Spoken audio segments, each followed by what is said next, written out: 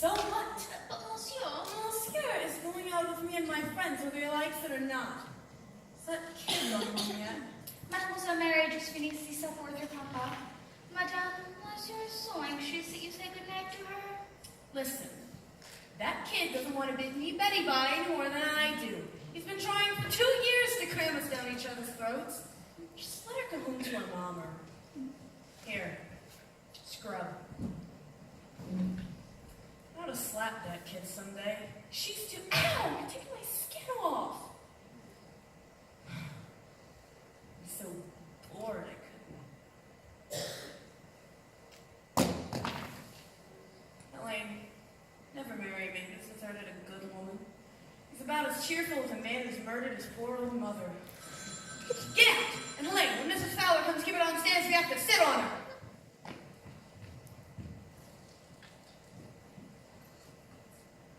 Hello, darling. Yes, I'm in the tub. I'm sugar to a peanut waiting for this call. No, I'm not afraid of shock. Oh, Buck, you ought to know. I'm going to miss you like nobody's business. Can't tell you what it did to me, locking the door in our little apartment. I'll stay we had fun. Come and tie if you want. Oh, no. Say whatever you like. This is the one place where I have some privacy. Listen, baby, must you really go to the coast? What the hell with Mr. Goldman? No, you don't have to tell me what you sacrificed to have a movie career. I know that cartoon you married. If Flora was ever a countess, I'm the Duchess of Windsor. Well, maybe she's not a half-wit, but... Listen, call me back in 2 minutes. I've had a small interruption. Who told you to come in here? Daddy, good night. Go, darling. Hand me the mirror. Please. Please. Good night. My, you're in a hurry to tell Daddy about it. About what? My talk on the telephone. I don't understand grown-ups on the telephone. They all sound silly. Good night. Good night, who? You've been told to call me Auntie Crystal. Now, why don't you do it? Yes. Yes, what? Good night. Sit down. It's awfully hot here. I've got my coat on. You heard me. We're gonna have this out. I've tried my level best to be friends with you, but you refuse to cooperate. What? Cooperate. Cooperate. Answer my question. You don't like me. Why? Well, good night, Crystal. I said, why? Listen, Mother told me I wasn't to be rude to you. For the last time, young lady, you give me one reason why you don't like me. I never said I didn't like you. But you don't like me. No, but I never said so. I prefer to like considering you're something awful. Wait till your father hears about this. Listen, Daddy doesn't think you're so wonderful anymore. Did he tell you that? No, he pretends you're all right, but he's just ashamed to have Mother know what a silly mean wife he's got. And we don't tell her what we think because you made her cry enough. So I'm not going to cooperate, ever. Get out! And another thing, I think this bathroom is perfectly ridiculous. Good night, Crystal.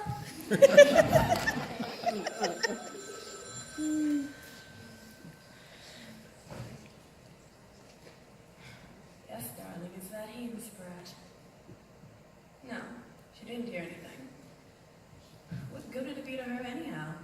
You're leaving in the morning, and Lord knows you've been discreet. What? You are? Dining with the first Mrs. Haynes. Well, just lay off the gin. It makes you talk too much. Just be careful, darling. Yoo-hoo, may I come in? No, this isn't the aquarium. It's Grand Central Station. Who was that? Wrong number. You were talking to a man. Sylvia, pass me my cucumbers. Crystal, you know you can trust me. And the soap. It's got to be someone. I've known Stephen for years, and you're really not his type. I was telling my psychoanalyst about it. You know, I've got to tell him everything.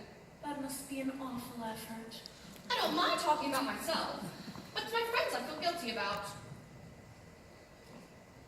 He says Stephen has a guilt complex. What? A guilt complex. He says men of Stephen's generation were bred to believe that infidelity is a sin, That's why he allowed Mary to divorce him. And that's why he married you, Crystal. He had to marry you to convince himself that he wasn't a sexual monster. Well, if Stephen is a sexual monster, then psychoanalyst is through. And he says you've got a Cinderella complex. He says most American women do. We believe that marriage to a wealthy man should be our only golden line. He says that we neither serve to please the men, nor function as childbearing animals. Well, will you function yourself into the bedroom? I don't think that's anybody talked to me after all I've done for you. We had married Stephen, nobody knew your name. It was impossible to get them over onto you. They were all on Mary's side. They still are. They never miss a chance to tell me what a great, noble woman Mary has become since she left Stephen. My dear, she's miserable. Why, she hardly sees a soul. She's having a dinner party tonight. Edith told me. She's going. And Flora. Laura. Flora. The Countess de Lodge? Mrs. Buck Winston? I have to laugh when I think of Flora actually turning that cowboy into a movie star. Of course, he's not my type, but he is positively the chambermaid's delight. Will you shut up? Crystal. I said shut up. Helene! Well, I think you're being very ungrateful. Helene, give me my robe.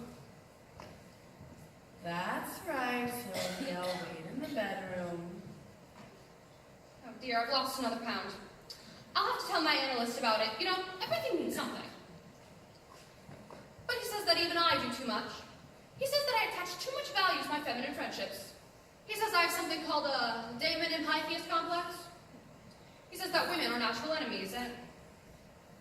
Crystal, I thought you didn't touch up your hair. Oh, darling, I wouldn't use this. You smell this on every tart in New York. Which reminds me, if you do have an affair, Crystal, for heaven's sake, be discreet about it. You remember what Howard did to me, the skunk? My, you're gaining weight.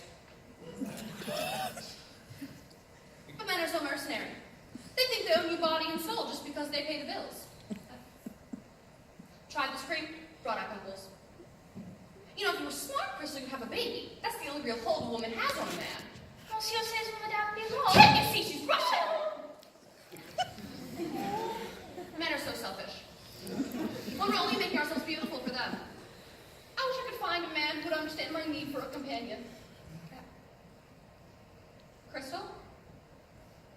What are you doing with the key to the Gothic apartments? Oh, Sylvia, pass me my lipstick. That's where Howard had me followed. The doorman there is a professional blackmailer. You know, I was telling my analyst about him, and he says that blackmailers are really just perverts who can't think of a good perversion, so they blackmail people instead. Blackmail me now. Gothic apartments where Stephen and I have to go before his divorce. I keep it sentimental reasons. Dear, I was just thinking about how old and tired Stephen looks. I've told you everything. Tell me, how long do you think you can be faithful to Stephen? Well, life plays funny tricks. The urge might hit me tomorrow. I doubt it. You're a natural redhead. So what? Most redheads are heartless. Well, maybe that's just a dirty piece of brunette propaganda.